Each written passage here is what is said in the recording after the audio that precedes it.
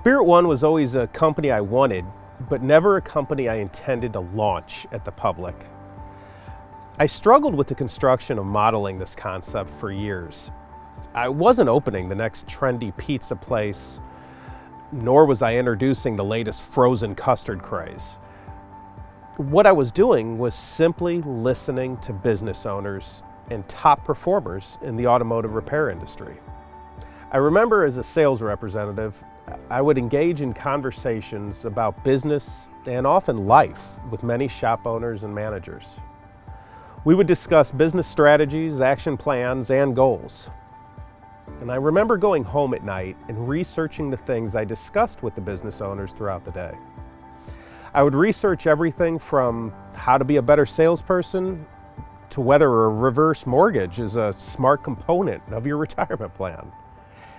In fact, I was investing most of my day having business meetings with my customers, and I truly enjoyed watching them discover improvements after implementing our ideas.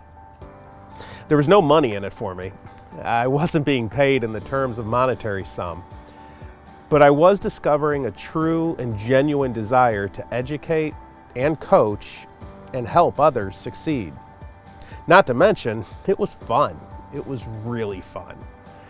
So I guess you could say I was being paid to discover what I wanted to do in my career. And a clear career focus is worth a fortune. 14 years ago, I committed myself to becoming a great business coach. So I sat down and drew up a 10-year plan. My first goal was to be unconditionally valuable to my clients. I had to recognize and accept that this was not an immediate business venture. If I was going to provide guidance that has direct effect on someone's business, livelihood, and family, then I needed to become a student of the business myself. So I did. I did my best to identify the things I had to learn in business and coaching. And throughout the years, I would adjust and modify my plan, but the end goal never changed. Then 7 years ago, and I remember it was in January, I took a vacation week from work. I used this time to plan the final 4 years before venturing out onto my own. I sat down at my desk with a calendar and a blank computer screen. I think I even had a brand new whiteboard on the wall. All of it remained blank for the better part of that first day. I still remember my wife would come into the office and ask me if I was enjoying my vacation. And it was during this process I realized to truly be valuable, I had to develop my ability to influence without authority. See, a great coach is not a boss or a manager. They are someone who can influence without command or demand. And it was at that time I made a very calculated career move. I identified a great opportunity to work for a franchisor in the automotive repair sector. See, working with franchisees, I had no authority. These were entrepreneurs who had a lot of skin in the game and visions of their own.